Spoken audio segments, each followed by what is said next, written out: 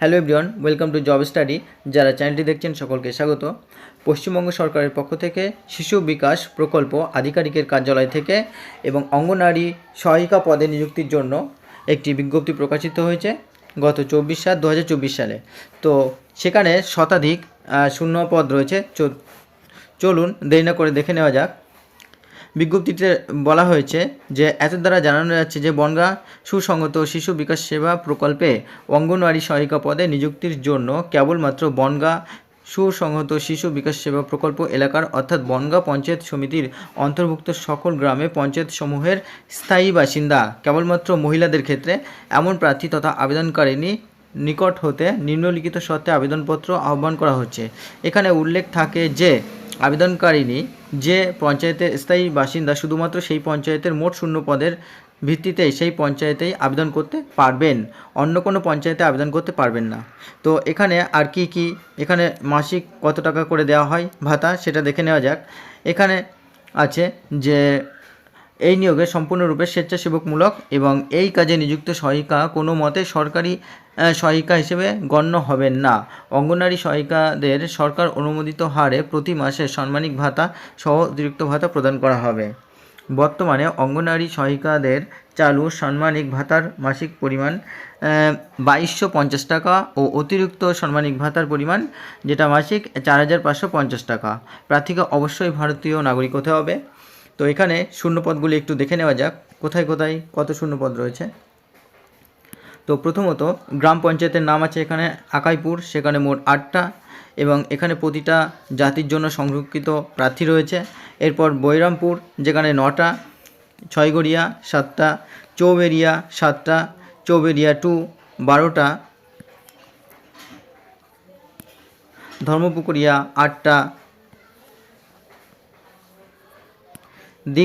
দীঘাড়িতে মোট 7টা, গঙ্গানন্দপুরে 12টা, গাড়াপোতায় 14টা, ঘাটবাউড়ে রয়েছে 8টা, গোপালনগর 1-এ 7টা, গোপালনগর 2-তে 8টা, কালোপুরে রয়েছে 10টা,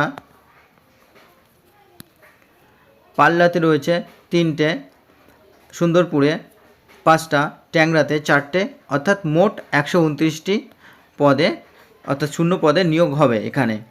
তো কারা কারা আবেদন করতে পারবেন এবং কিভাবে আবেদন করতে হবে তো চলুন দেখে নেওয়া যাক। প্রথমত এখানে যে আবশ্যিক শর্তাবলী অর্থাৎ যেগুলো থাকতে হবে, প্রার্থীকে অবশ্যই ভারতীয় নাগরিক এবং মহিলা হতে হবে। আর ন্যূনতম শিক্ষাগত যোগ্যতা আবেদনের তারিখে ভিত্তি করে অঙ্গনওয়াড়ি সহায়িকা পদের ক্ষেত্রে প্রার্থীকে যে কোনো স্বীকৃত বোর্ড থেকে অর্থাৎ উচ্চ মাধ্যমিক বা সমতুল্য পরীক্ষায় পাশ হতে হবে। সাধারণত তপশিলি জাতি, তপশিলি উপজাতি, অন্যান্য অনগ্রসর শ্রেণী এ বি, প্রতিবন্ধী, আর্থিকভাবে অনগ্রসর শ্রেণী ইত্যাদি সকলের ক্ষেত্রেই প্রযোজ্য। আর উচ্চতর শিক্ষাগত যোগ্যতা প্রার্থীদের ক্ষেত্রে কোনো অন্তরায় হবে না।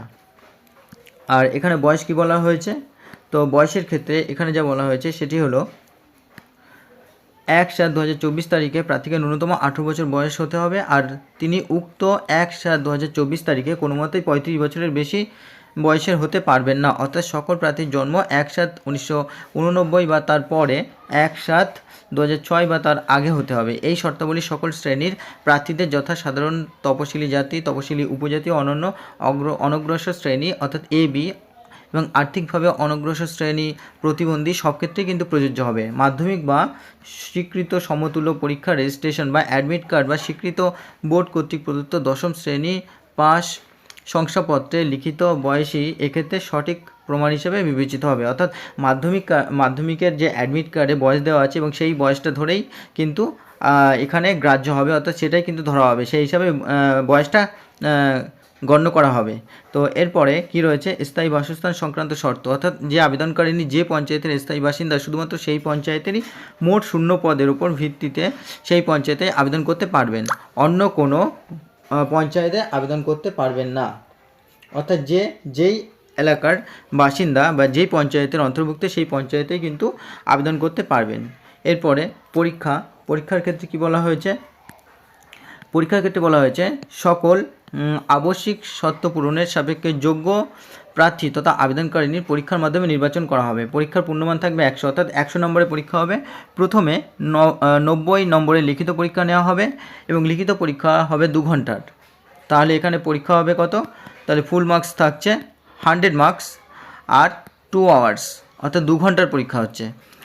আর কি বলা হয়েছে, এরপরে মৌখিক পরীক্ষা 10 নম্বরের, আর অনুলিখনের ক্ষেত্রে লিখিত পরীক্ষায় অতিরিক্ত 40 মিনিট সময় বরাদ্দ থাকবে, অর্থাৎ যারা প্রতিবন্ধী তাদের জন্য। আর এক্ষেত্রে তাদের মোট 2 ঘন্টা 40 মিনিট সময় দেওয়া হবে।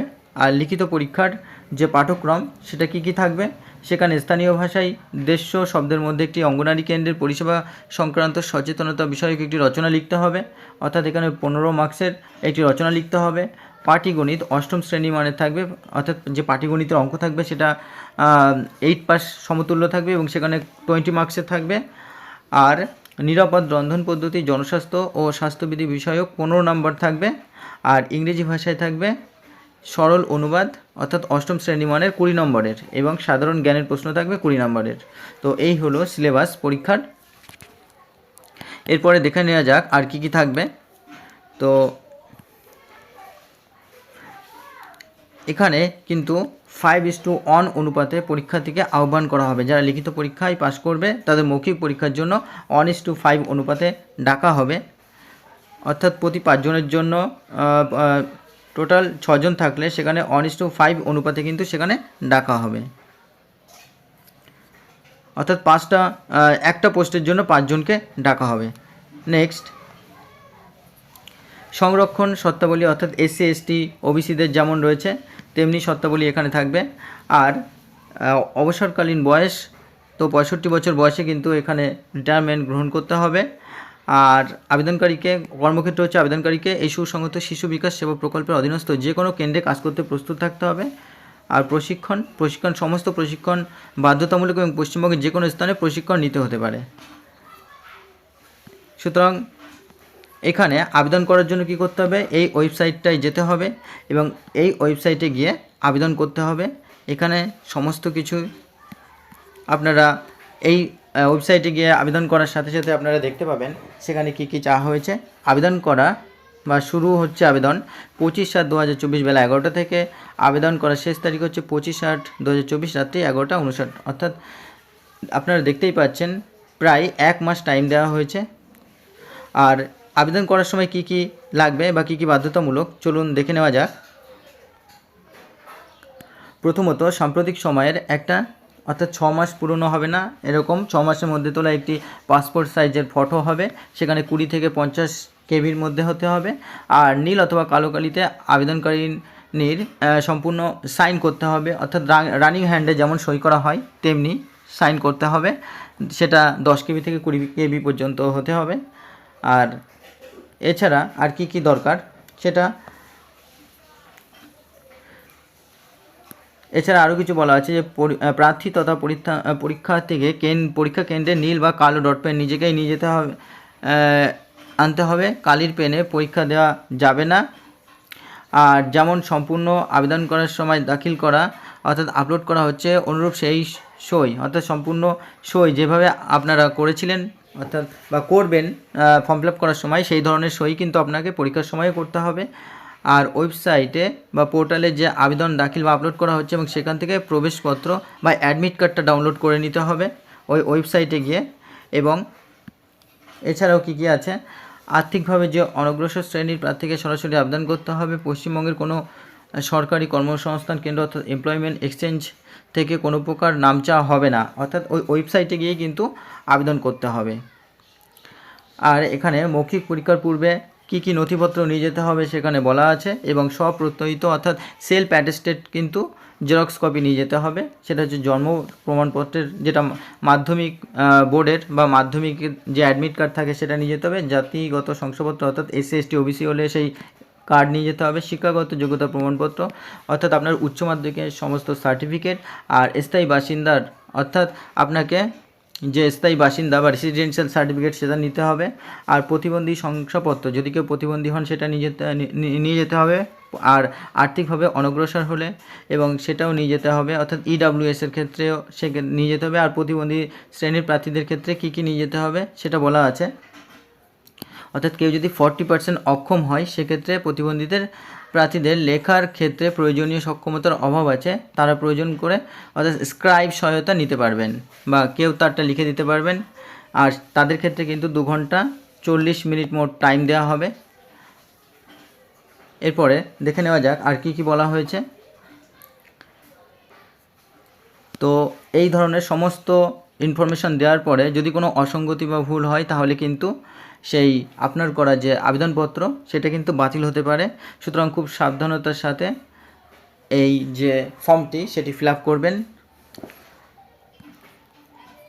আশা করি ভিডিওটি সকলের ভালো লেগেছে।